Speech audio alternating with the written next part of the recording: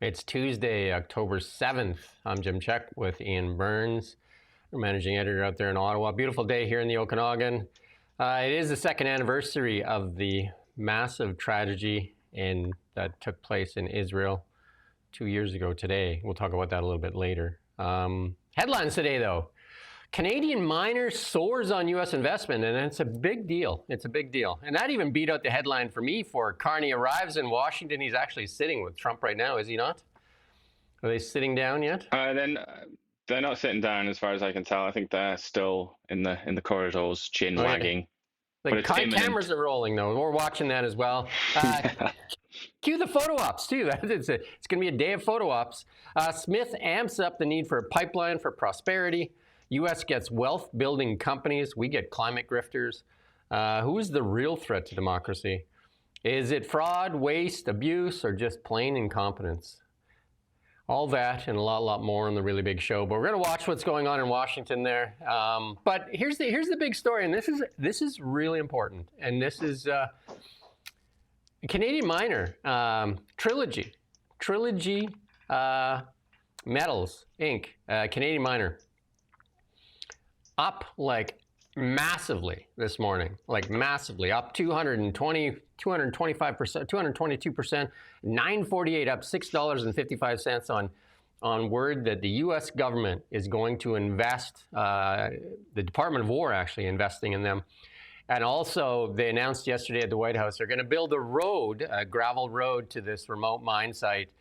And look at it, we put the stock chart here too. Look at this stock chart here. Look at this jump. This is what Canadian, and I've said this a million times, Canadian miners, some of the best in the world, but most of them have left Canada to mine somewhere else. This mine that they're talking about is in Alaska. They're going to build a 200-mile gravel road to the mine site, which makes this thing feasible, right? So, and this is, a big deal for Canada, for a Canadian miner anyway. The company's listed both on the TSX and on the New York Stock Exchange as well. So. Huge deal. And the president of that is Tony Giardi, and he's the CEO of Trilogy, and it comes from Ivanhoe Mines, another great Canadian company, and then also in there a guy from Placer Dome. These are like all a bunch of Canadian miners, right? So just impressive. And the Department of War are going to invest about $35 million in the development of the critical mineral resources at UKMP. This is a big deal. These are the deals that we should be announcing here in Canada. But this is a Canadian company getting a deal with the Americans. These are wealth-building companies. These are actually mining metals that are needed for solar panels as well, copper, electric vehicles, a whole bunch of things to build ships, all kinds of things. And this company has a 50% interest in the upper Kobuk mineral projects, which hosts numerous areas containing high-grade massive sulfides. This is like critical minerals, yeah. So copper, zinc, why am I can't talk this morning? Copper, zinc, lead, gold, silver, all kinds of stuff in there. Super impressive, right? So again, great deal for this Canadian miner that is doing, like, look at this. And the Canadian mining, like resource sector, has been suffering a bit. But gold now at all-time highs, copper at highs, silver at highs. So the miners are starting to poke their head up. Another big one here, B2 Gold up, IMG up. All the miners are now finally starting to show. But a lot of them have mines somewhere else, sadly. And what has Canada focused on for the last 10 years? Let's listen in here. Let's listen to where we've spent our focus. Next, I'll go with Mrs. Heather Exner-Pirot. À vous la parole. The floor is yours. Thank you, Chair, and thank you, committee members, for the opportunity to speak to you today. The Government of Canada once described its 2030 emissions reduction plan as presenting an ambitious and achievable roadmap. It was half right. The plan was ambitious, but it will not be achieved. It is hampering the Canadian economy just the same. The previous Liberal government made achieving climate targets the centerpiece of its policy agenda. The economy and national security took a back seat. That policy preference has had far-reaching implications, and Canada has gotten poorer and weaker. The government has now committed to meeting higher NATO spending targets, becoming an energy superpower, and becoming the fastest growing economy in the G7. None of these goals are compatible with the 2030 emissions reduction plan. In polling from Abacus this past weekend, when asked what the top issues facing Canada are, climate change and environment had fallen to 9th. The cost of living, the economy, housing affordability, and unemployment preoccupy Canadians' thoughts. I still want to believe a clean environment and strong economy can go hand in hand, but I'm certain a strong economy and the emissions reduction plan cannot. Rather, the emissions reduction plan has unleashed what I call the 4 horsemen of the Canadian economy. First, the clean electricity regulations have driven up electricity costs to record levels. It has also made it harder to build adequate power generation in Canada at a time when AI demand is skyrocketing. Not only are we missing out on a generational outlay of private capital in the hundreds of billions of dollars, but we are rendering ourselves more and more dependent on the United States for what is clearly a strategic capability. Second, the EV mandate is pushing against the tide of consumer preference and is totally detached from market realities. Even before the auto industry faced uncertainty and disruption from American tariffs, the EV mandate was adding pressure and costs and impeding their competitiveness. Now, with the tariffs in place, the mandate is an existential threat. Third, the emissions cap, while still in draft form, has added tremendous uncertainty to the Canadian oil and gas sector and impeded the attraction of capital. Industry has repeatedly said that they cannot meet the cap without shutting in production. Our LNG and oil will not be globally competitive with the cap in place, and capital will flow to places with lower environmental and ethical standards. Finally, while the government suspended the consumer carbon tax in the spring due to its unpopularity, there seems to be an idea that the industrial carbon tax will pick up the slack in Canada's emissions targets. The carbon market only works if heavy emitters are willing to purchase credits. The higher the industrial carbon price goes, the less viable their Canadian operations are. And at some point, that capital simply leaves to carbon agnostic jurisdictions. At a certain price, the industrial carbon tax will mostly be effective at pushing heavy industry to places with lower environmental and ethical standards. Global emissions will not. This is what we were talking about yesterday. The carbon credits. This is why they keep the emissions cap. And Heather Exner-Pirot is a Canadian political scientist and policy researcher. And seems to be making a lot of business sense. She's a special advisor to the Business Council of Canada. And but common sense doesn't really play a role because, you know, like in one sentence, we're going to be the energy superpower, but then we're going to leave all these things in place that block it from happening. Yeah, it's fundamentally, I mean, the Canadian government doesn't take it quite seriously as the American government, but the American government is the global hegemon and has, you know, if the American government doesn't figure this stuff out, it will lose its empire. It will lose its control of the world, what control it still has, because you can't build a military without mining all these minerals and being able to, you know, get the fuel and all the rest of it. And China and Russia are quite good at that sort of thing. So the Americans look at that and say, okay, this is a challenge to our imperium. We have to do something about it. But Canada, for all the conversations about critical minerals and how crucial it is and all the rest of it, this is what I mean, like, and this is what I meant when I highlighted it many times in the past. They say things, but then they don't act as if they believe them. So Mark Carney said lots of things about the impending end of the trade relationship with the US or just the relationship in general, but then he doesn't act like that. So that's the difference, really, isn't it? It's the difference between words and actions. It more comes down to what is it that they're really trying to accomplish. And like I said yesterday, I believe it is the carbon credits. Otherwise, they would remove the emissions cap. And, you know, Danielle Smith here, Danielle Smith put out an op-ed in the Financial Post. And she said, you can't build Canada without build pipeline. And Alberta's got $9 trillion worth of resources in the ground. That Mark Carney said in his books that he needs to keep it in the ground. And then she goes on to say, had we completed the Northern Gateway, Energy East, and the Keystone XL, Canada's GDP would be $55 billion stronger today. And this resource wealth, $9 trillion, presents Canada and Canadians with boundless opportunities, right? Who doesn't want better healthcare? Who doesn't want better universities? Who doesn't want better roads? Like, we have one Trans-Canada Highway. in Canada that goes from coast to coast. It's not even 4-lane. How many people have to die in that golden stretch there before they can actually invest in our highways? And these are the ways to get it done. Or die on a waiting list to see a medical specialist or something like that. And then they say, oh, it's like this all over the world. In Mexico, you can see lots of doctors. Like you can go all over the world and see. You can go to the U.S. If you have money, you can see a doctor right away. And if we had more money, we could probably see a doctor here. It's absolutely ridiculous. There are countries out there in the world that are richer than Canada, and their quality of life is higher. We were looking at that chart yesterday, weren't we? It was trying to measure quality of life. The countries at the top are the richest countries. It's not a surprise. It's Switzerland and Denmark and Norway and countries like that. And Qatar, they tend to be quite high up there. It's the wealthy countries. And unfortunately, for whatever reason, a kind of hysteria, a kind of social panic or something like that infected the brains of Canadians 10, 15 years ago. And they decided to turn against their own ATM, their own wealth production system.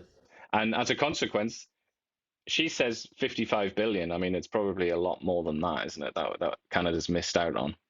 Yeah. And also, look who profited from this. Mark Carney was one of the leaders, one of the biggest voices in the world. He was at the WF and spoke at Davos many times, and he was seen at the banking alliance, as this climate czar. Here's Danielle Smith also saying Premier Eby's threat yesterday to fight against and block Alberta's most valuable asset from exporting on Canada's northwest coast was both un-Canadian and unconstitutional.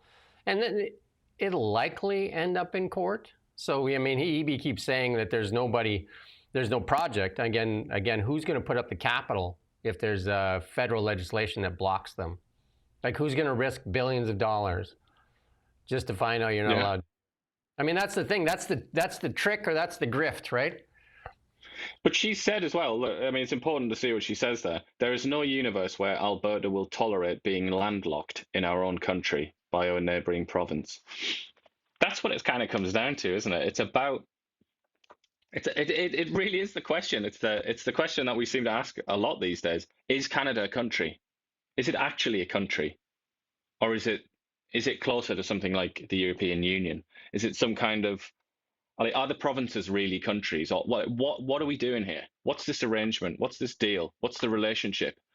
Because obviously British Columbia, like David Eby and the rest, everybody in British Columbia would refuse to tolerate a situation where Alberta said, no, you can't send your trains or your trucks through Alberta. It's just not going to happen. If you want to do that, you're going to have to go through Yukon and all the way around. No way. And obviously that kind of thing never happens in a real country.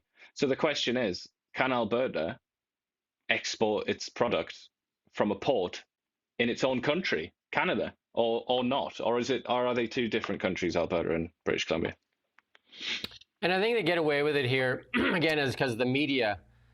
We saw that with Jason Kenney there talking to David Cochrane yesterday. The Canadian media, the national media in Canada, is basically an arm of the government. And this government has suppressed our natural resources in the past 10 years, and the NDP are no different in that regard. You got a clip here for David Eby you want to play here.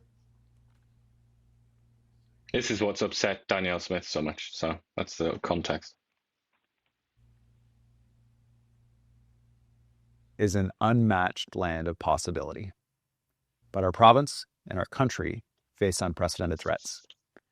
Now, more than ever, British Columbians are coming together with major opportunities that will deliver prosperity for all of Canada. British Columbians are lighting the path ahead, and we're going to deliver a brighter future for our province and our country. Here in this province, we have literally tens of billions of dollars worth of major projects that are ready to go. They are economically sound, private sector and First Nation led, and will create many thousands of good-paying union jobs for families.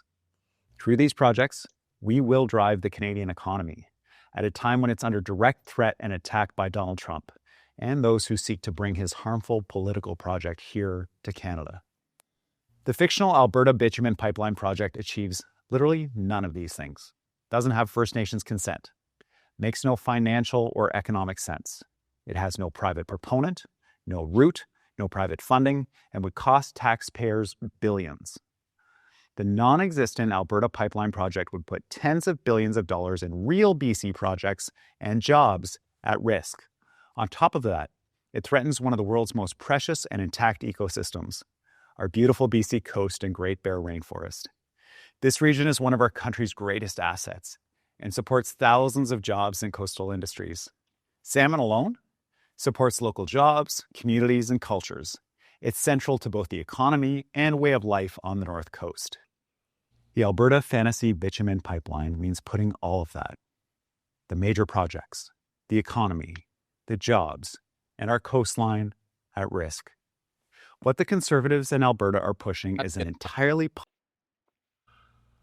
Quite the theatrics there. Do you notice how he's gone from like angry to super pumped to kind of like sad? Did you see that? If you missed that, if you're watching, if you missed that, go watch that again, because he goes from like schooling Alberta then to just like, and the beautiful pristine coastline. Yeah, it's like, that's very instructive. That should just be thrown straight into the history books. I think that one. I mean, so that we can learn about this period. I think it's the perfect representation of a certain kind of attitude in Canada towards natural resources, but also this kind of just this attitude that David Eby's chosen, where it's like it's zero sum, isn't it? It's like, no, we can't do all the things that we want to do in Canada. It's like it's our thing and therefore not your thing, or it's your thing and therefore not our thing. It's just a very primitive attitude. Yeah. And rightly, I think this is, or it's to be expected at least, that Danielle Smith has reacted furiously to this, because it's just, again, the question that I just asked, is Canada a country? Is that somebody talking about his country there, Canada, or is he talking about his province as his country there? What's the deal? How is this going to work? And obviously in that sort of atmosphere, in that milieu, Danielle Smith and a lot of people in Alberta, they're close to the precipice, aren't they? Clearly. Danielle Smith just now, or earlier, said there are enough signatures now for the referendum. She thinks she's under that impression that the signatures have been obtained, 200,000 or whatever it was. So it's going to happen. This referendum is going to happen. Are people like David Eby, do you think, is he likely to keep Canada a going concern as a country, or is he likely to contribute to the breaking apart of Canada? We're going to have to start asking that question. We're going to have to start judging our leaders based on the answer to that question. We do have Donald Trump and Mark Carney sitting down. Maybe we'll try to cut in there and see what they're saying, and we'll just cut in there for a couple seconds and see what's going on with Carney and Trump.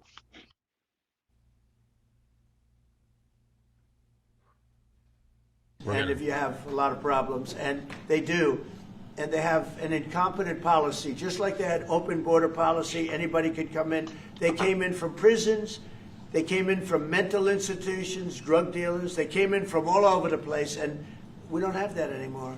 This country is becoming we're a very strong country. Look, financially speaking, I would say that because of the tariffs, because of the election, because of the policy, because of the great big beautiful deal, it's what I added the word great because it really is. It's the biggest bill ever passed in the history of our country. We don't need another bill. It's the biggest tax cuts, when you think no tax on tips, no tax on Social Security, no tax on overtime for the people. But far beyond that, what it does is incentivizes auto plants and AI and all of the things that nobody's ever passed a bill like. We don't need another bill. We don't need any more bills. I said, let's get it all at once. I was greatly helped by our Speaker, Mike Johnson, and by the Senate. I'll tell you what, John Thune's both of those guys have been incredible. And we got a bill passed that I said, let's see if we can get it all done.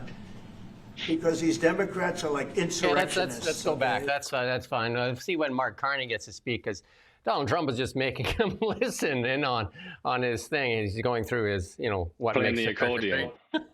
yeah, but Carney's looking at the ground and wondering what's going on. Like no tax on tips, and then Canadians are watching this and saying, like, where's our no tax? Right? Where's that? Carney's probably happy for that to go on, because the you longer put that he's back doing up, that though, and attacking the Democrats, the longer he's not being attacked. And it's like, okay, let's keep it like this. If you could put that back in the corner there, and if we see Carney speaking, maybe we'll put it back up there. But we've heard Trump's thing many, many times. But here's the thing. This is what Carney and them have focused on. Tim Hodgson, again, we talked about this yesterday. You can go back and watch the whole thing. I won't go through the whole thing.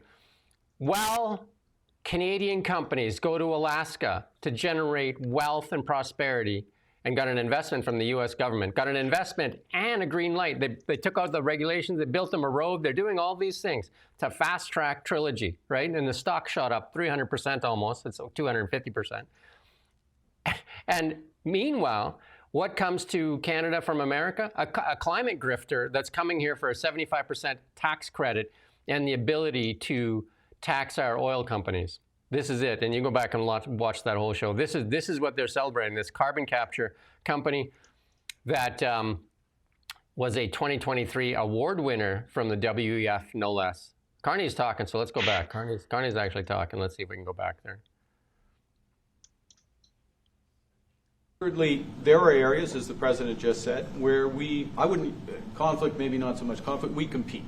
There are areas where we compete, and it's in those areas where we have to come to an agreement that works. But there are more areas where we are stronger together, and that's what we're focused on. And we're going to get the right deal for America, right deal, obviously, from my perspective, for Canada.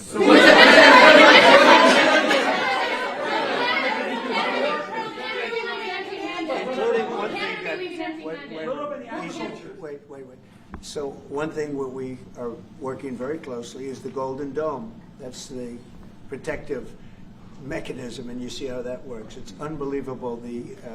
Ronald Reagan wanted to have it, and at that time they didn't have the technology, and even close to the technology. But he was advanced, and we'll be working together on a Golden Dome for the two countries, and it's something that I think is going to be very important, especially when you look at the world. You look at what's happening. We want to have that protection. It's really amazing. The technology is unbelievable.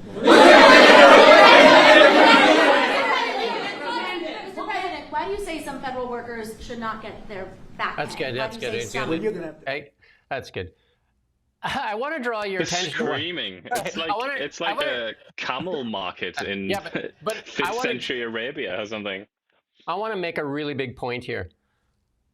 Look at the press, and we're going to listen to Caitlin Collins later. Look at the press access, screaming questions, and it's the loudest voice that gets a question. Does that happen in Canada? Does that happen in Canada? No, they filter out who can even attend these press conferences. If you look at even the debate, when Rebel News was smart enough to get to the front of the line, they canceled the next day. And now it turns out that they said that there was threats to security, and that turns out that was a lie propagated by the CBC. Look at the difference. And they say Trump is the threat to democracy. He takes questions all day, and we're going to listen to Caitlin Collins from CNN, and they're not friends of each other. And it's just absolutely different, absolutely completely different. And Trump provides access all day long. Carney and the Liberals provide almost no access. How many letters have you sent to Stephen Guilbeault? How many responses have you got so far? Yeah. I mean, his little servant was stringing me along for a while, but that's now stopped. Not even being strung along. Same thing goes for here in British Columbia. Brenda Bailey's promised me an interview. This goes back to, I don't know, months now. Like months, literally months. And I keep getting 30 minutes, 20 minutes, 10 minutes, and now just ghosted, just absolutely ghosted. This is what they call transparency and accountability here, the NDP and the Liberals. Absolutely zero. Anyway, and just here's just when we talk about this climate, these carbon credits is what, when Carney was on the World Economic Forum thing, carbon credits is a thing. Brookfield sells carbon credits. So just watch how this starts to play out. The food professor, we love this stuff from the food professor. Here it is again. The coverage on coffee prices and food inflation by CBC and the Canadian press, imagine that, is becoming insufferable. According to them, coffee prices are up only because of climate change. Imagine that. Something that fits their narrative. There you go, right? Hence, we'll need some I'm just credits I'm reading the rest of the tweet here because I was under the impression that it was not due to climate change, but due to a bad coffee crop, bad year for coffee plants or whatever. Yeah. But yeah, obviously public policy, as he says, so that does policies that they do have a consequence.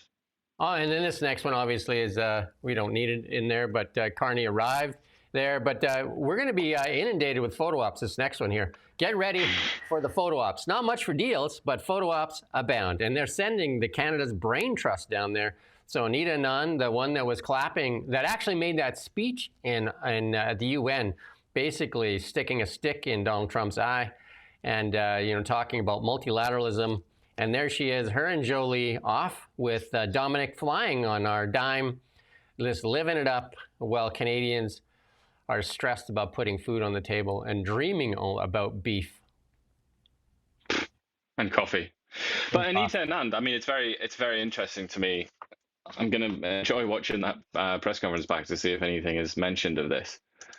But Anita Nunn, when she'd just been named foreign minister, came out and just made such an ignorant, like appallingly ignorant and foolish comment about the Israel-Palestine conflict. Really shocked me, and I know I wasn't the only one. There was a little bit of commentary about it afterwards, just how hopelessly uneducated and ill-informed she was on that. Which you'd think, if you're going to speak about two foreign peoples having a war with each other, before you spoke, you would know what you were going to say. But alas, no, in her case. And I'm sure that among the people to have heard that were some people in the White House in the US. And she's gone there now. She's in the Oval Office right now. And it's the 7th of October, 2-year anniversary of the slaughter in Israel. I just have a feeling that she's going to be getting grilled a little bit. And it also raises a question from my perspective, like, why would you bring somebody along like that who's proved themselves to be embarrassing and a little bit of a liability? But I mean, it's very possible that she's gone there to try and clear it up and try and explain why she said such stupid things a few months ago. Good one. Her counterpart in the United States is Marco Rubio. Go check his accounts. Do you think he puts up these kind of like nonsensical photo op posts, or does he actually try to make a difference in the world? Like, he must shake his head. He does his fair share of, staged photos, or he has a photographer that follows him around. He must shake his head when he's saying, "This is my counterpart." Well, the thing is, she's not, is she? Like, it's ridiculous. It's putting way too much stress on that word counterpart, isn't it? It's just that the word can't handle that amount of stress, and the reason is because she's not his counterpart. She's basically, as far as he's concerned, she's just another lobbyist. One of the thousands and thousands of lobbyists that American politicians have to encounter on a daily basis. That's all she is. She's not a counterpart. I mean, if Marco Rubio really wanted to have a conversation with Canada, I think it would be more likely that he would do it through Trump to Carney, or even directly to Carney. He's not going to get anything out of her, is he? No, maybe some clapping. And this is what Mark Carney promised us. We're going to listen to his little speech here with why he should have got elected, and he's with the CBC, the promotion department there for the Liberal Party. And I will ask you some of those questions, but I still think that it would be helpful for Canadians to know exactly what you would do when it comes to tariffs. So why are you being so reticent to talk about that? Because I'm a good negotiator. I have negotiated a number of situations in the past. I know how to manage crises. I know what you do in the order you can control things. You cut that off? Well, yeah. Oh, there you go. But he's a good negotiator. So we'll see what he gets today. We'll see what... but he's also, I keep hearing, including from his own mouth, that he's the most humble man in the world. Doug Ford also said he was the most humble man in the world. Didn't sound very humble there, did he? Didn't sound very humble when he was presented with a critique of his economic policy. Yeah. And he said, related to Trevor Toome, he said, I've got more experience than him. I'm better than him, basically. It's like, And the next thing, it's a shame that we haven't got the clip, but he's done an interview with The Economist, and they released a little snippet, and they're talking about. I thought I did have. We do have that clip too, but it's such a good clip because he's speaking in a very unguarded way, which is surprising really, because he thinks that he's speaking at such a high level that none of his enemies are gonna understand what he's saying. So he thinks that he's free, he's at liberty just to like go all in. And he basically, in this interview with The Economist's economics editor, I think, he just comes out and says, in so many words, that Donald Trump is stupid because he doesn't understand comparative advantage, one of the most basic concepts in economics. Most people are probably aware of what it means, and it doesn't understand what it is to hold the reserve currency, the world's reserve currency. I mean, astonishing. Like if you can read between the lines, astonishingly full on insults. You know, it's not something that you usually get between not something you usually see coming out of the mouth of a Canadian prime minister about the American president. Basically just said he's economically illiterate. He's a moron that doesn't understand economics. But he said it in the kind of international conference speak, and he hopes that Trump wouldn't be able to understand it. But very interesting. We're going to miss the next clip there, and then we'll go on to this. Trump says 25% tariffs coming. No, go to the next one. Next one. There you go. 25% tariffs coming for heavy-duty trucks. That won't be good for Canada. But I did want to share this, and this is Caitlin Collins, no friend of Trump. Like, she attacks him all the time. But here's the point I've been trying to make for months now, probably even close to a year.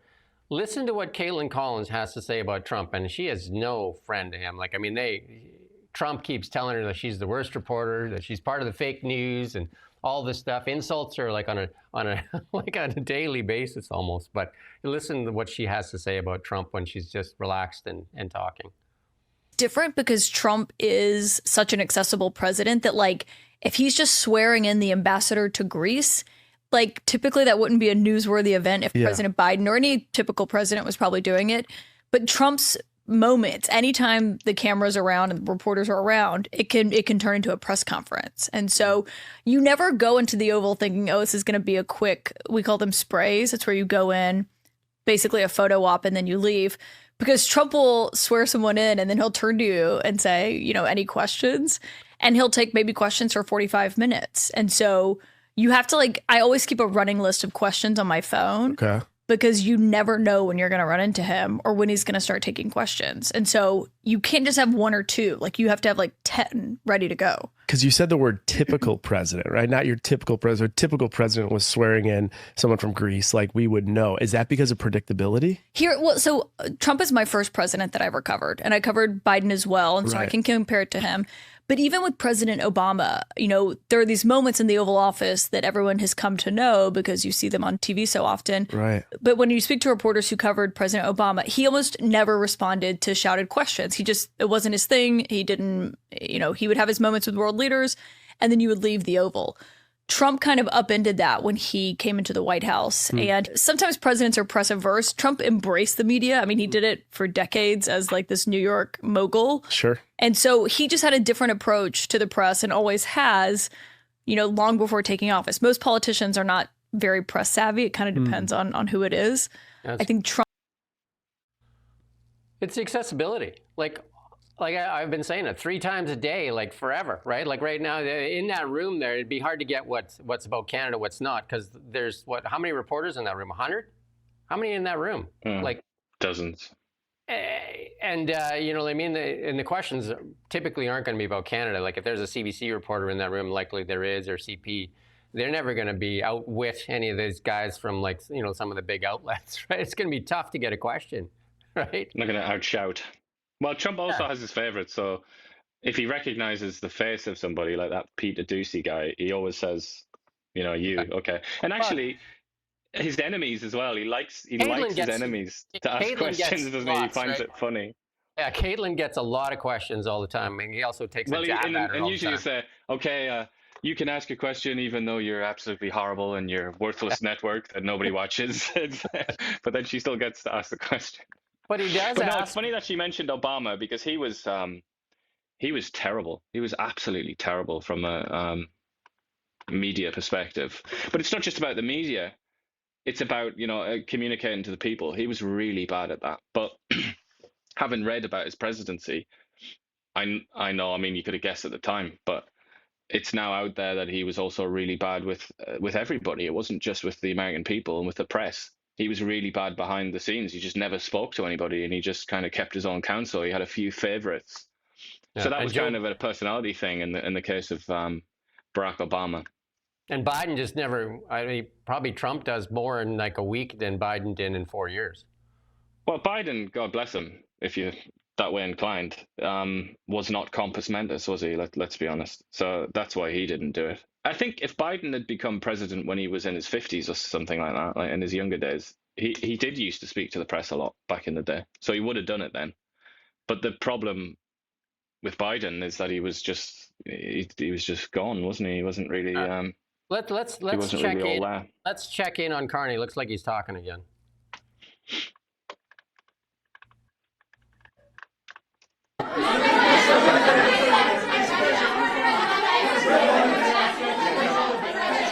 President, will you sign a trade deal with Canada that doesn't include supply managed goods like dairy, for example? If the federal government said that's off the table. Well, a deal would include dairy. I mean, it's going to include everything. We'll do a comprehensive. Have you identified programs to eliminate under this shutdown? Oh, sure. Sure. Which ones? We have a lot. I'm not going to tell you, but we'll be announcing it pretty soon. But we have a lot of things that we're going to eliminate and permanently eliminate. You know, one of the things that we have is some advantage, you could say, but because of the shutdown, which I think they made a big mistake, we're able to take out billions and billions of dollars of waste, fraud, and abuse, and they've handed it, you know, on a silver platter.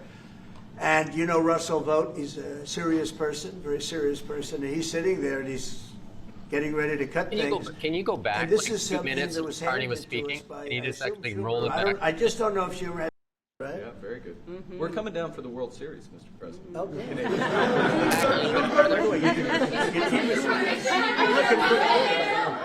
What is Canada giving you in return? If you say Mr. Carney is going to be leaving Washington happy, what's Canada giving you in return? Well, you'll find out, but I think the people of Canada, they will love us again.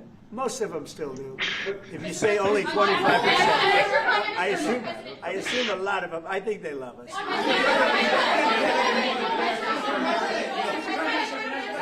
And you know what? I'm not the biggest hockey fan, but I like it a lot. And I watched some of the greatest hockey games I've ever. How good were those games, right? Yeah, very good. Mm-hmm. We're coming down for the World Series, Mr. President. Okay. By the way, your team is. I don't know. That was funny. What we got there was good. They're gonna love us again. We're going to skip past a few. We're going to go to the Toronto Police Association because the Conservatives tried to pass a bill, and the bill C-242, jail not bail, and of course it was voted down. Sean Fraser, and this is the Toronto Police Association saying they're disappointed that the vote in the House of Commons regarding Bill C-242, jail not bail. But we are hopeful the federal Liberals under Carney will do the right thing and step up with their own legislation.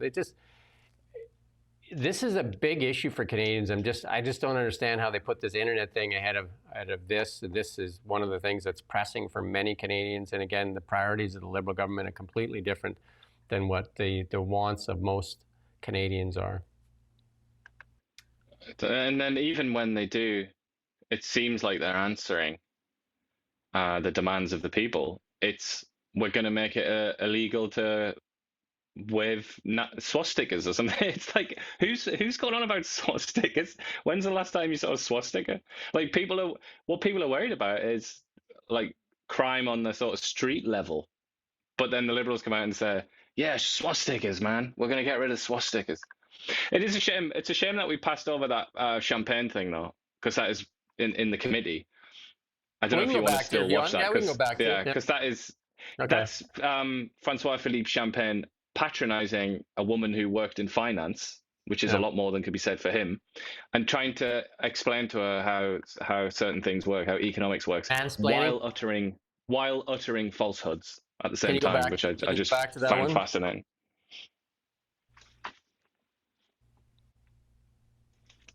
It may take us a second to get there, but there we go. And also like affecting a kind of almost like like he's some kind of grandpa who's worried about his granddaughter. It's like, but I just hope that you will. It's good. It's cinema. Yeah, go ahead and play it. Changing how you present the budget, rather than changing your reckless spending so that on a net basis, you actually balance it. Well, you should ask yourself why you voted against measures that support Canadians. I think people watching at home would be surprised to see your voting records and say you voted against measures that would make their life more easy. Very simple answer. I really want you to answer my question. Why are you changing how you're presenting it rather than actually trying to balance the budget? I think Canadians are entitled to transparency. In a frank discussion between you and I think your husband and your family and everyone in your riding is entitled to have more transparency to see the budgeting, where their tax dollars are going to be used. I think this is about clarity, transparency. I agree. Transparency is a good thing. But every single person in my riding does not get to rework their budget to see if it looks better at month end. The bottom line is the bottom line. Yeah. If you don't have money, you don't have money. Why are you changing how you're presenting the budget instead of actually balancing it? So the bottom line is the bottom line, but I think you cannot be against giving more information to Canadians. People want to know where their money is going. Is it for expenses or investment? The result is the same. Is the deficit going to be higher than under your government and Mr. Carney's government compared to Trudeau's? You should be informing your constituent that we have the lowest deficit to GDP ratio in the G7. Minister, please. No, but I'm that's asking really that's good. Like, like he's saying he's giving us transparency, but then clouding it with, like two different things, right? Like here, we're going to give you transparency under this smoke and mirrors. Just like, you can't even make this stuff up. You can't even make it up. Relentless slime and like dodging every question. And I don't know about you, but I just found that to be immensely creepy when he said, like, I'm sure your husband and your family. It's like, why are you talking about a husband? What are you talking about a husband for, you strange little man?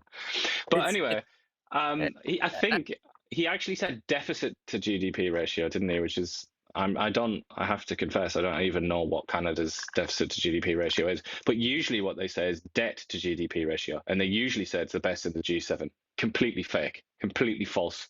It's not true at all. It's Germany that has the best. But by both net and gross measures, by the way. It's just a complete falsehood. But yeah, I'm not going to pretend I know about the deficit to GDP ratio. But I mean, I would be surprised as well if Germany wasn't better than Canada in that. So, but yeah. It's absolutely clownish behavior, and it's absolutely telling us that Canadians want transparency.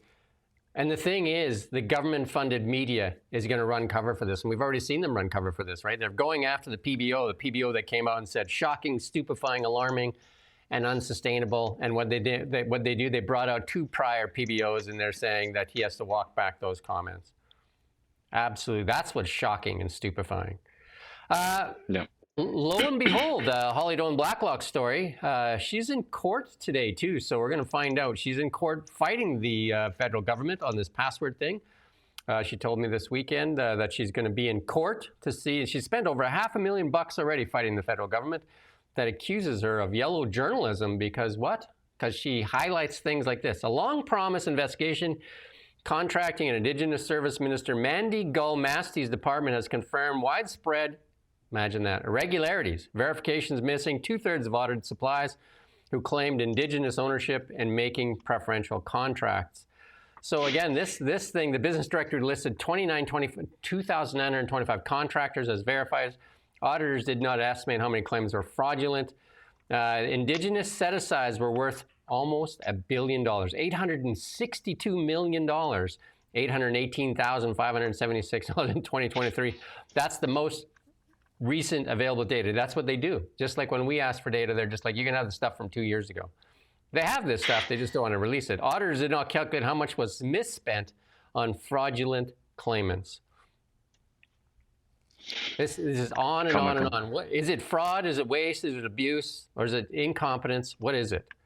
It's systemic, isn't it? At that point, it seems wrong almost to call it fraud if it's part of the system, you know?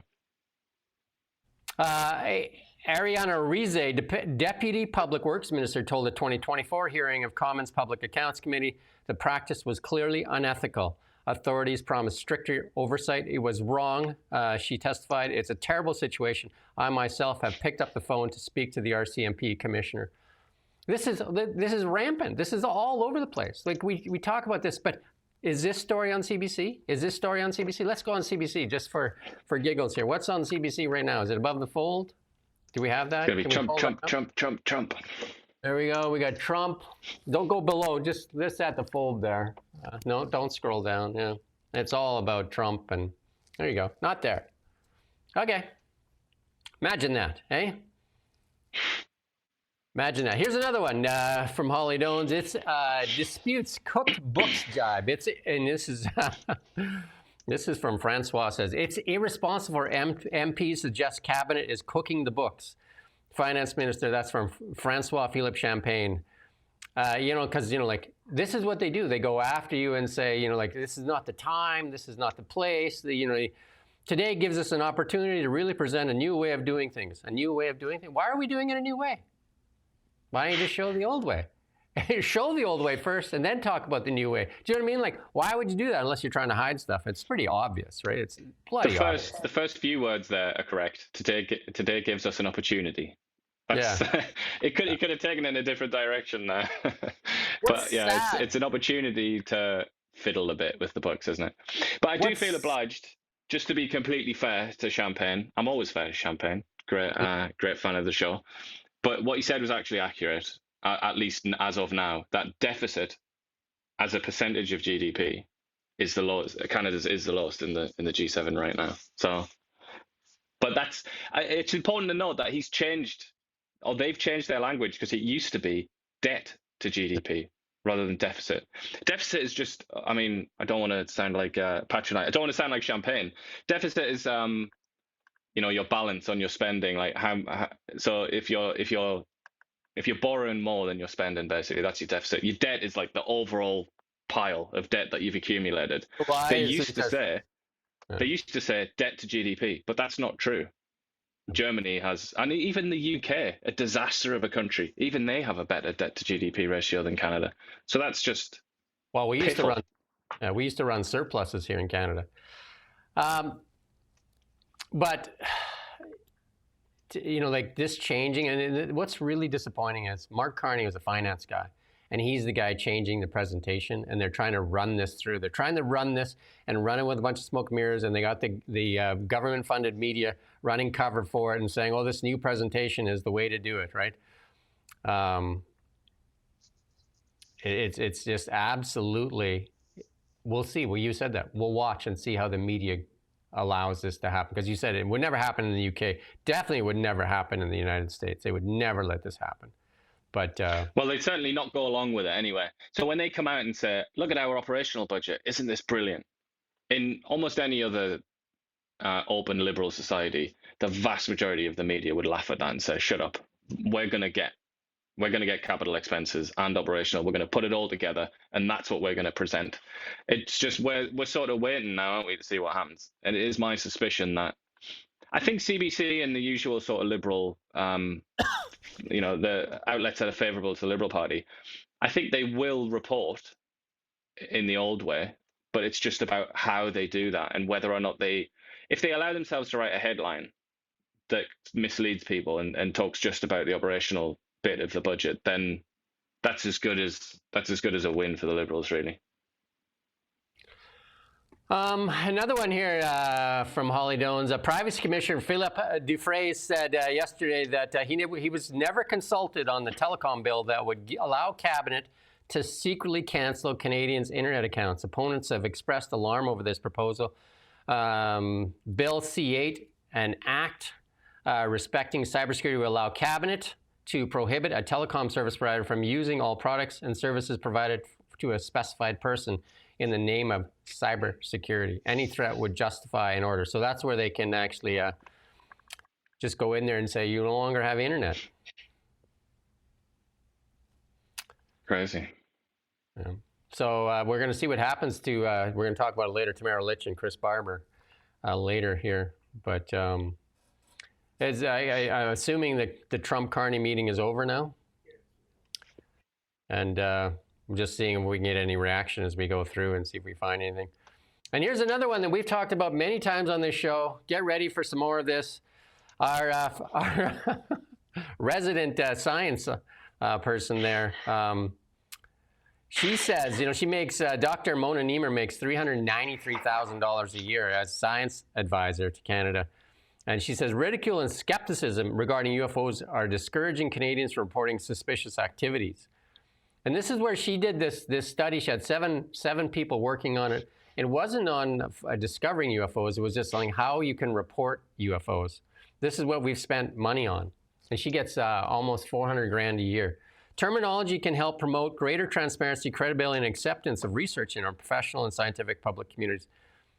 So it's all about terminology. It seems like, whether it's, what did Chrystia Friedland say again? That the Liberals wasted 10 years on virtue signaling identity politics. It's all about the words you use. They seem to be more worried about what words you use, and we're spending millions of dollars on what words to use. Because this wasn't even about investigating UFOs. This is about how you can report a UFO. And it's like, this is that Sky Canada project. We talked about it many times. $393,000 a year she makes. Plus expenses, plus bonus, plus. Neiman's office in a separate memo, why not talk about the elephant in the room? What is the point of the view of most scientists on extraterrestrial life? Not that it doesn't exist, but there are problems of distances and timing. Two civilizations might not exist at the same time. Right? What, just nonsense. Well, it's not necessarily nonsense. This is the kind of thing that is fascinating. And obviously, I'm sure a lot of people loved Carl Sagan and Isaac Asimov and all these sort of greats that did this. The difference, though, is that they weren't given a sort of gigantic annual stipend to come out with this kind of thing.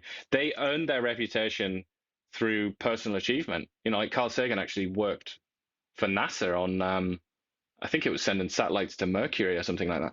Like, they made their own money. And also, obviously, Carl Sagan wrote books and all the rest of it. And then he would speculate about this, and it wouldn't cost a penny. It wouldn't cost American taxpayers a penny, or Canadian taxpayers, because we also got to benefit from it. What's mad is this idea that there's a woman being given like a crazy high salary, must be in the top sort of 1% of salaries, to do something much worse, a much lower grade than like probably some popular space YouTuber is doing for free. And here's another one. Clients of Rubicon Strategy received more than $100 million from the Skills Development Fund, according to the Trillium. Rubicon is owned by Corey Teniak, the Premier's campaign manager. Wow, how fortuitous of him, hey?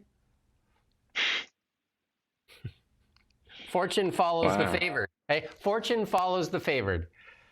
There you go. Here's Sam Cooper, a journalist here in British Columbia that's kind of like done a lot of string theory. We're just going to listen into what Sam Cooper has to say of what's going on with Mark Carney and the Laurentian elite. Incredible people in Ottawa that continue to think that, people like Gerald Butts, people like Dominic Barton, people like Mark Carney were more important to Canada's, global policy than Justin Trudeau.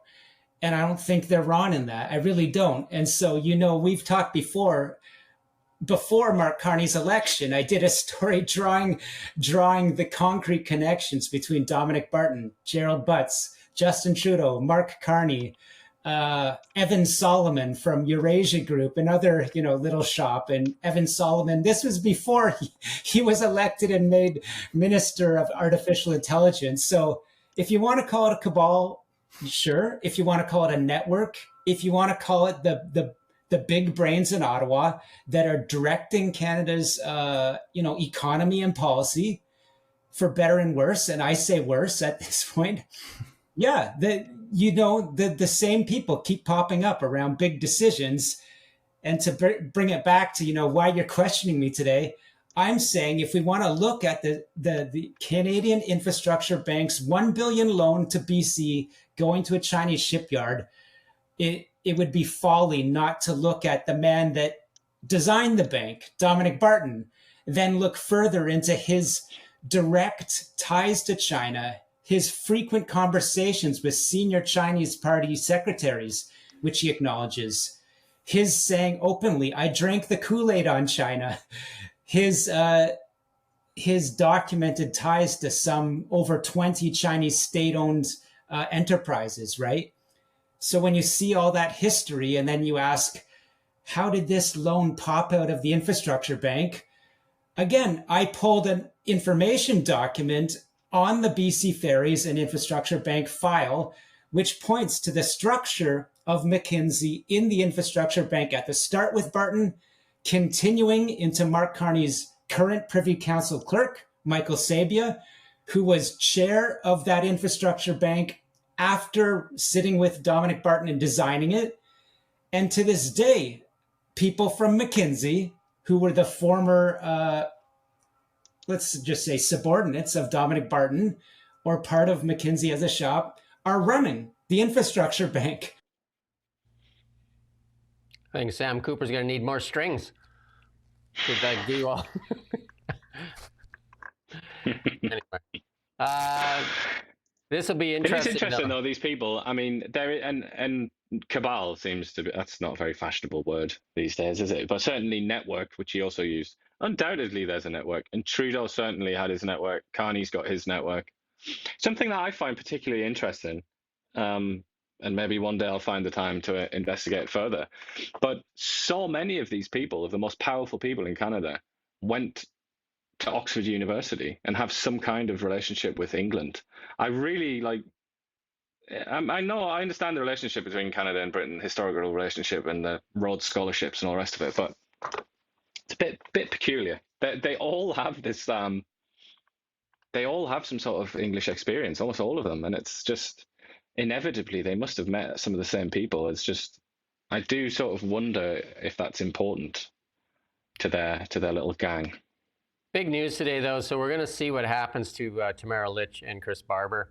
They're to be sentenced today for mischief. Remember, they're noise violations and parking violations. That's That's such an absolutely bizarre coincidence. The sentence has just been handed down, just as you started to speak there. How bizarre is that? And they're going to get conditional sentences.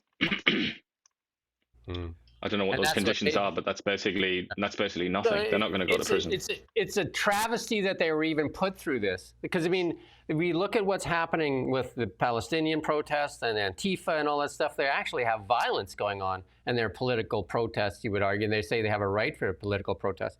This was nothing but a political protest, and what their biggest crime was noise violations and honking horns. And so if they were a threat for going to jail for 7 years. They're looking for. I have John Carpe on. We're going to get more detail in this, because John Carpe was from the Justice Center for Constitutional Freedoms, and he was one funding the legal fees here for, I think it's from Tamara or Chris. I can't remember which one, but so we have him on at what time is John on today? At 3 o'clock today, so you can tune in for that. And so John Carpe from the Justice Center for Constitutional Freedom. So there you go. Look at that timing, though, eh? That just says it drops. But that's nonetheless a conditional sentence. Yeah, they're not going to go to prison, but they're still going to have a criminal record, aren't they? And that's they're going to have a hard time. They're going to be, and they've lost 4 years of their life, obviously, to this. This is one of the darkest times for Canada, where we invoked the Emergencies Act, and which has now shown that it should never have done, and took away people's rights and freedoms. And CBC has their dirty paws all over in there. For Rosemary Barton, they're talking about Russian money, collusion, all these things. The CBC's paws are filthy in this one, and as they helped cover up Justin Trudeau's abuse of power and privilege. And Mark Carney was part of it as well, because he's the one that advised them to freeze bank accounts. And that is another dark day for Canadian banks as well. The internet is fast, though, eh? X is doubly fast. We got a couple clips here from this that are being just all sprayed all over the internet right now. And if you can play a couple of these clips here from Carney's, I listed them right underneath there, the Tamara Litch thing there. I don't know if you can pull any of those up here. You kindly hosted me and some of my colleagues a few months ago, and I said at the time, you are a transformative president. And since then, the transformation in the economy, unprecedented commitments of NATO partners to defense spending, peace from India, Pakistan through to Azerbaijan, Armenia, disabling Iran as a force of terror, and now, and I'm running out of time, but this is in many respects the most important. The merger of Canada and the United States. That wasn't where I was going. On this. There you go. There's Cheeky Carney. boy. There's Carney pumping his tires, and then what does he do? He just says, 51st state. To be honest, though, yeah, we said pumping his tires. Mark Carney so often seems to suffer from the disease that a lot of intelligent people suffer from, which is thinking that everybody else is a moron that can't understand what you're doing. And when he says you are a transformative president, Trump's not an idiot. He knows that that's not necessarily a compliment. That's a pretty neutral thing to say. Could be transformative in a very bad way, and it wouldn't be a surprise if Trump had made that conclusion. So I think Trump probably just thought, I'm sick of hearing this. I'm just gonna slap him down as he's pronouncing in his highfalutin way. Let's see if this next clip is the same or if it's something different. There's a couple things in here though, but we're gonna see because again we're trying to do this live here and seeing what we can glean. I think that's the same thing. Go to the next one. Because he's doing the finger counting thing. He likes to count, right? I'm missing a finger. What the heck? I don't know where that went. Canadians are refusing to go to the U.S. The numbers are down like 23% in the first 7 months of the year. What do you say to Canadians that don't want to go to the U.S. now because of your 51st state talk, because of the trade war, the tariffs, and the fear of also being detained at the border? That, and Americans don't want to buy cars that are made in Canada. I mean, we have the same conflict. So there isn't. It's something that will get worked out. There's still great love between the two countries, but American people want product here. They want to make it here. Detroit was emptied out and moved to Canada, moved to Mexico, moved to other places, not just Canada. And now they're all moving back. They're moving back. We have. Right now, I was just telling Mark, we have 17 trillion, but it's really much higher. That was as of a couple of months ago. We have over $17 trillion being invested now in the United States. As an example, Biden, he was the worst president we've ever had, but they had less than $1 trillion in 4 years. We have more than 17 trillion in 8 months. Meanwhile, back at the ranch, $62 billion has fled Canada. Meanwhile, back at the ranch. Yeah, I mean, him saying that, I have to call him out, saying that they're Americans that don't want to buy Canadian-made cars. I mean, are there, Donnie? Don't think so. That was a bit desperate, wasn't it? But Carney kind of really getting uncomfortable in that, and he wants to say something, but he also knows he dare not, which is troubling that he can't even be comfortable, and because it's all about talking points as opposed to just being honest, just saying things that matter. Just cutting through the guff, one might say. They should have never amped up this rhetoric that now they have to walk back. Do you know what I mean? They amped it up to this anti-American, where Chrystia Freeland said tanks were going to roll in the streets. I mean, they made this. David Eby, look at the rhetoric still coming at him. Yeah, you got to get it right. Chrystia Freeland said, "I've been talking to a 4-year-old who said they're worried that tanks." It was a lot more sophisticated than that. But it's funny. I mean, it was. I did see the first couple of seconds of the sit down, and one of the very first things that Trump said when he introduced Mark Carney is, "I made this guy extremely popular in Canada," and he kept talking about that, like how he won the election because of Trump, because of him.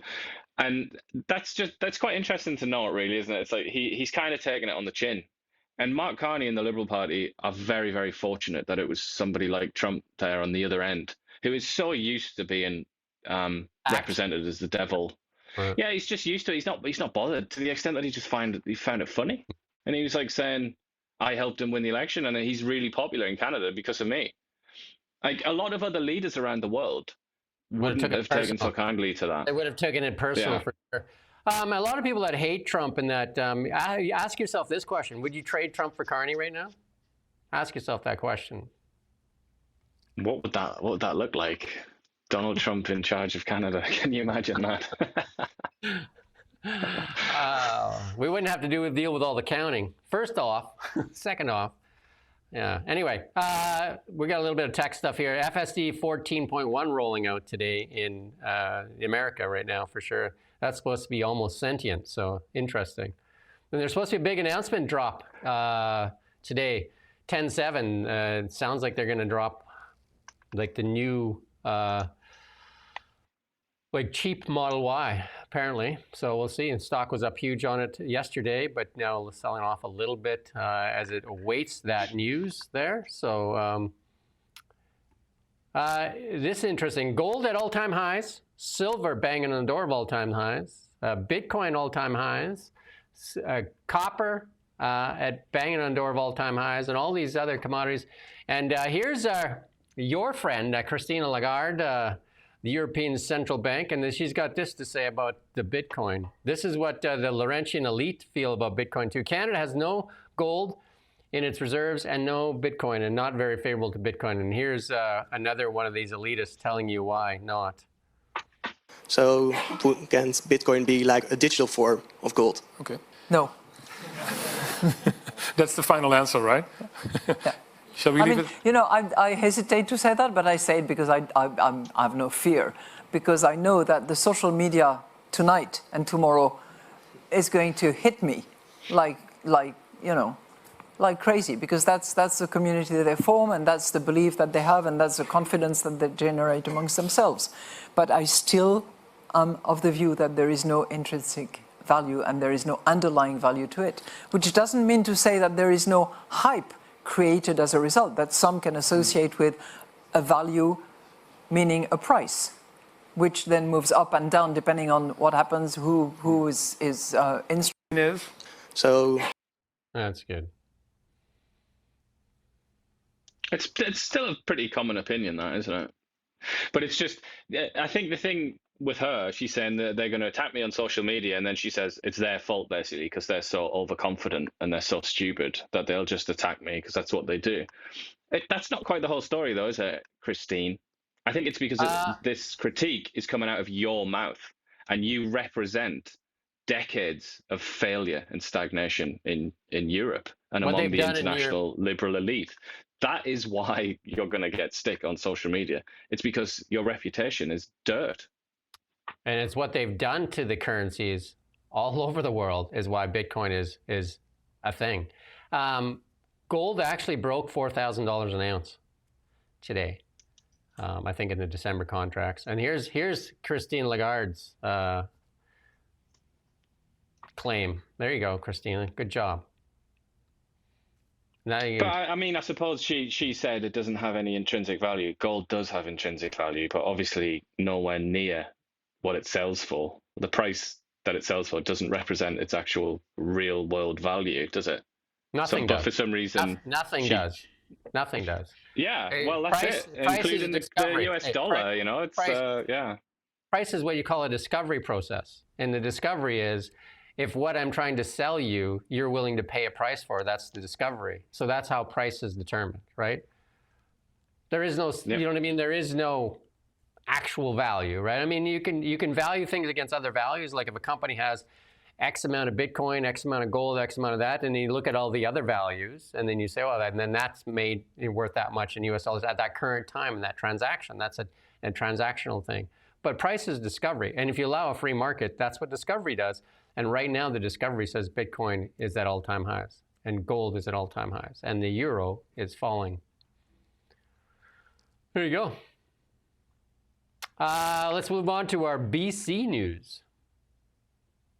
Coming to you live from the Now Media Newsroom. John Rustad not holding back, says EB has nothing to offer but ideology. And ready for this? Unicorn farts. There you go. John Rustad chucking stuff out there. But first, this is Eleanor Sturko. David Eby admitted last week the NDP was wrong on safe supply and decriminalization. The Premier must also admit that the NDP's pro-drug, anti-police policies and ideology have emboldened foreign government-backed transnational crime organizations to turn BC into a hub for deadly drug production and export. And we saw that. New Zealand had their biggest bust ever. And where did it come from? Vancouver. All in meth in maple syrup jars, right? So, I mean, and this has been said by the FBI and the DEA as well, that there is Mexican cartels and Chinese cartels operating in British Columbia. That big drug bust, remember the RCMP wouldn't even share information with the DEA and FBI. Just amazing. But we're going to listen to a little clip here where John Rustad and actually we won't because of the time, we won't. But anyway, they just go back and forth and just John Rustad's the biggest comment there is that the Premier has nothing to offer but ideology and unicorn farts. I mean, it's the same thing from EB. We watched EB earlier. You just basically sub in any text and you can watch EB perform there. It's very performative. And John Rustad, you know, he needs to work on his performance. I think he can deliver his messages better. But I like the unicorn fart thing. I see that Jason Quite a Kenney's colourful image. I think Jason Kenney's Mud Hutter's taken off on the internet. There's a lot of Mud Hutter talk going on out there. Remember when Jason Kenney called David Eby a Mud Hutter? And that's taken off. Well, let's going to move on to international news quickly because we're definitely over the hour. Coming to you live from the Now Media Newsroom. And the big thing in international news, obviously, it's the second anniversary of the October 7th massacres. Israelis are mourning on the second anniversary, which was led by the Islamic terror group Hamas in 2023. About 1,200 people, mostly civilians, were slaughtered in southern Israel during this atrocity, prompting retaliation from the victim nation and continues to this day. And what's troubling, Canada's committed over $400 million in assistance to the West Bank and Gaza. I'm not sure where that money goes. Does anybody know? And we support the sustained large-scale delivery of humanitarian aid into the region. Greta Thunberg was there too, and she was, I think, taken in by the Israelis and then sent home again. Isn't it the second time the Israelis have grabbed her and sent her home? And then there's a bunch of Swedish, interneters that are going like, we don't want her back. Don't send her back. But she also had the goal, and her little team of activists had the goal to complain about how they'd been treated by Israel, and they were furious, and they were being very self-righteous. I just think bugger off. This country is at war, and it's been at war for 2 years. Stop messing around. You're very lucky that it's Israel, and obviously that's why she's going to Israel and not somewhere like Sudan or even China or Russia, because she knows if she went somewhere like that, there'd be a good chance she would get killed. But instead she goes to Israel, where she's treated quite nicely, and then she just complains. It's so tiresome, as the meme has it. A cynic might say that Greta Thunberg is one of her best assets is her ability to fundraise. She was one of the better fundraisers for climate change, and then that thing kind of dried up with Trump winning the election, so the climate thing, and now the Palestinian thing has really helped her raise money. So Greta Thunberg, a cynic would say, is a really good fundraiser, and she just moves on to cause. Remember when CNN actually put her on and she was doing COVID for a while? She was the expert on trial, COVID, wasn't it? Just what is literally going on? We have a 16-year-old science person. Her and Bill Gates. Here's some reaction from the new Prime Minister of Japan. Very pleased and to read such warm words of congratulations from Trump. Be interesting to see when she visits Washington. Japan and Washington have very strong relationship, actually. They talk, Canada says we're the best friends, but Japan and Washington also have a very strong tie. A lot of the auto manufacturing. Well, Japan is completely subordinated to the US. It's, it wouldn't be much of a stretch to say that it's kind of like a vassal or a satrapy or something of the US. If anybody was in the running for 51st state, I would say Japan would probably lead the way, because they have, we don't have an American military. Well, we actually do. I shouldn't say that. I was going to say we don't have a military base. We do in the north. We have Americans there, but they have a more. I would say in Japan it's definitely more high profile there. Yeah, and I mean, the US has soldiers there, and they have this relationship because the United States annihilated their navy with the assistance of the British and destroyed their army and set off 2 nuclear bombs in their country, and then sailed into Tokyo Harbor and said, "This is how it's going to go." They were atomic bombs, though, I guess. You know, like not the new age nuclear bombs, but atomic. Well, they weren't. Yeah. They weren't the new age stuff. They weren't hydrogen bombs, were they? But you can still call it it's still nuclear weapons. Yeah. It's still the principle of nuclear weapons. Well, I think the Hiroshima was over 100,000 people, so the devastation was just. Here's the thing, and this is the difference. Again, listen to this, and then compare it to our government here. Listen to this. This is CNN. Back to October of 2024, 44% of the American public viewed him favorably. Now, despite everything, look at this, 43%, which is well within the margin of error of that 44%. And here's the thing to keep in mind. This was good enough to get Trump reelected back in 2024. And Donald Trump is basically at the same point here right now, which I think would surprise a lot of folks, especially a lot of folks on the left who very much disagree with a lot of what Donald Trump has done. But what do you see is underneath that and driving that? Why is he basically the same? Okay, you know, to quote the esteemed caller Dennis Green, the former head coach in the National Football League, Donald Trump is who the voters thought he was. What are we talking about here? Well, is Trump doing what he promised in the 2024 campaign? Yes, 50. Is Mark Carney said who he is? Is he doing what he said he was going to do? Well, he did say that he would split the budget into operational and capital expenses, and he did say that he would pass a law making it illegal to do certain things. Yeah, so it's just whether or not people are happy about that. The pipeline. Jean Chrétien that night said, we're going to build pipelines when he was running. You know what I mean? Like, we're going to build pipelines. And the liberals all screeched and screamed, like, we're going to build pipelines. Where's the pipeline? We're going to be an energy superpower. Now they're couching, we're going to be a clean energy superpower. No. Where's the deals? Where's the deals? I'm going to get a deal. I'm going to get a deal. Where's the deal? Here he's coming back from Washington. Was there a deal in any of that stuff? Did you see any deals? I mean, to be fair, some nice words, but yeah, we got that last no time. deal yet. We got nice words last time, right? Chinese car maker Delights, and this is for the UK because they're letting him in there. Delights an 880% surge in UK sales. Chinese electric BYD announced that UK has become its biggest market outside of China. So that'll be the end of the Nissans and them in the UK there. Sales surging 880% in September. The UK, unlike Canada and the UE refused to allow follow the U.S. lead in applying tariffs on Chinese EVs, making the market attractive. So yeah, so there's a ton of Chinese electric car makers that are selling cars in Britain. So I guess it's good for the British though, because it's cheaper cars typically. It might be good for the consumer, but in a sense, it's kind of dumb, isn't it? You see the third most popular one there, the Qashqai. That I'm pretty sure that's still made in England. It used to be made in England. Yeah. So you know they're kind of like they're selling out their own auto manufacturers, really, which that was what was at stake here in Canada as well. But I don't know. Nissan was almost bankrupt. They did a last-minute deal there. They relaxed their EV mandates and emissions targets there for Nissan to stay viable. They had to make that deal for Nissan in the UK.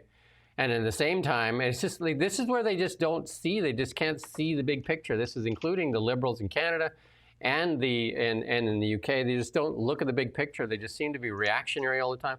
Again, I'll go back to our lead story, and our lead story was Trilogy Minerals, a Canadian miner with a bunch of Canadian guys that were a big part of what built Canada, Canadian mines, from Placer Dome and Ivanhoe and all those things. Just got a huge deal and like almost a 300% bump in their stock. Why? Because they got a deal from the Americans. The American government, the Department of War, invested in Trilogy Minerals, and they're going to advance a mine in Alaska, fast track it, not just advance it, fast track it. You're going to have that road built right away. They're fast tracking everything. You show me what is being fast tracked in Canada. AI. Evan Solomon says he's going to travel across the country and talk to people and see what, like we're going to fast track AI. Evan Solomon? Come on. Come on, man. Come on. Like AI might reach singularity by the time Canada finds out what AI even means. Let's hope that we can get hold of it then. Somebody might give it to us. Well, you know, if that bill they're talking about here, was it Bill C8? We might not, nobody might, in Canada, we might not have the internet unless we have Starlink, because the Canadian government now can turn off your internet. Yeah. I guess we'll inevitably be the first targets, aren't we? Don't like our banter. No, I'm sure they don't. I know Chrystia Freeland, she's a friend of the show, because we use her all the time, and her famous slogan there, which should be put right underneath the Liberal motto of, for the benefit of the few, the expense of the many, right underneath it, a wasted decade of virtue signaling and identity politics. Yeah. Again, one last recap of this. The United States government invested in a Canadian miner, Trilogy Minerals. Go find it on yourself, Stockwatch, go wherever you want to go. And that miner soars. That miner right now, and just take a look here, Trilogy Minerals. I was a controller for a while at a mine site, and it's really tough to do stuff in Canada here. Trilogy Minerals right now up 235% at $9.83, $9.83, and we showed you the stock chart, and that's they say they're going to have that road built in the spring. That's a 200-mile road, so they get access to the mine site. It's going to be a toll road, so the mining company is going to pay for the road at the end of the day. Got any fast tracks? Do we have anything fast tracking here? Oh, we do have Tim Hodson did tout, you know, on my LinkedIn and read it, a carbon capture company coming to Canada, and it's going to get, they said they can't make it in the United States because the United States kiboshed all the $76 billion worth of green credits that they were going to dole out. So the tap was shut off, but hey, they're just like, the tap's wide open in Canada, so an American company's coming here to take dollars out of the Canadian till taxpayer, 75%, and then they're going to be given the ability to tax the oil companies. And here's the best part: they're going to inject this stuff into. Here, I had a question I was asked this morning. I'm just like, they're going to inject the carbon into deep saline wells into the earth. What if there's an earthquake and all that carbon escapes? Who's responsible for that then? Hey. You know, because it's gas, right? Like it's gas. You know what I mean? It could work its way through fissures, no? Like, you know. It's so crazy, isn't it?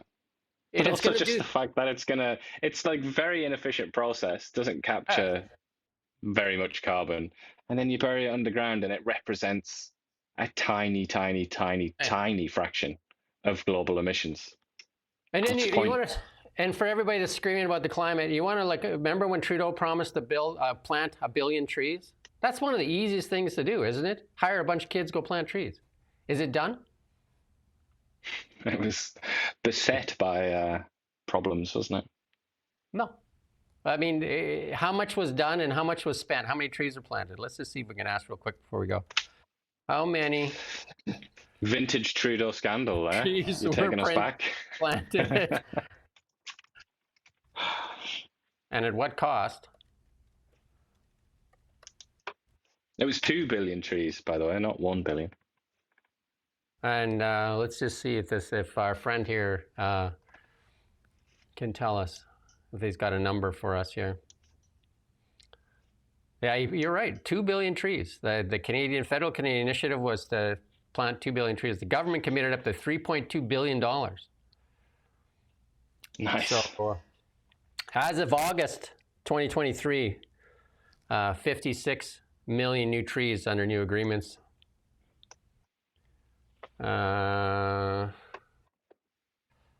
Just trying to find the cost for all this here.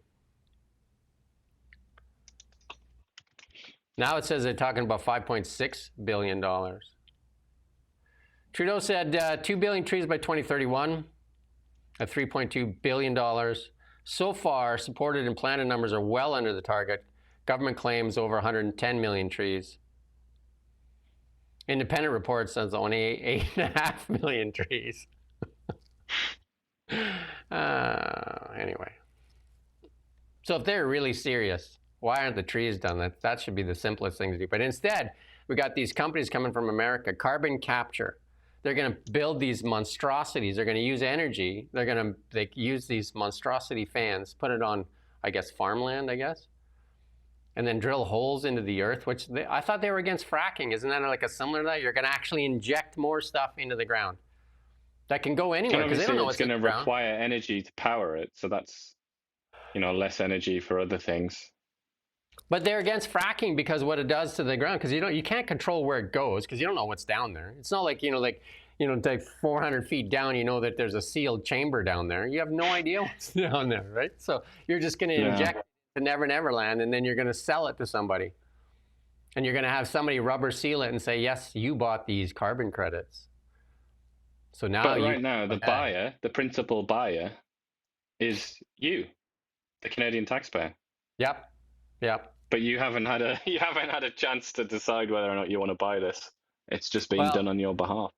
I guess good news for Chris Barber and Tamara Litch. I guess you're going to find out about, again, if you come back here around 3 o'clock, I'm going to have John Carpay on from the Justice Center for Constitutional Freedoms, and he'll probably give us more details as to what happens, because I think there's still big red up for if they're going to give him back his truck as well, right? Because it was seen as the flag bearer for this movement. Anyway. Yeah. Well, I mean, I didn't have a chance to read all the details, but the conditional sentence looks like it's going to include some pretty severe requirements, like house arrest and that kind of thing.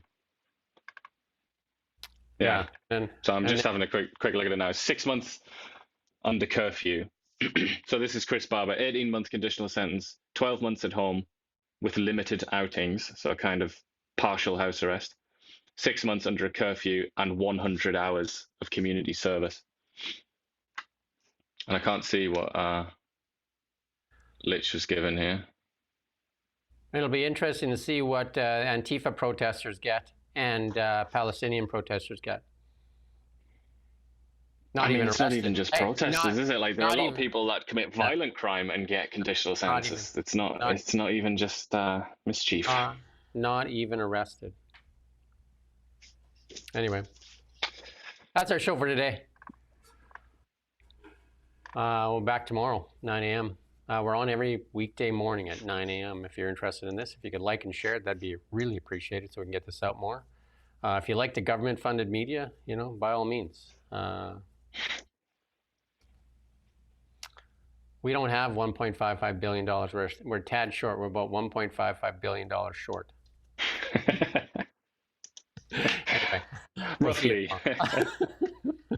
We'll see you tomorrow. All right, cheers. We don't just report the news. We live here too. We're your neighbors, bringing you stories that matter to all of us. No government funding, no outside influence. Kelowna Now, local, independent. News you can trust.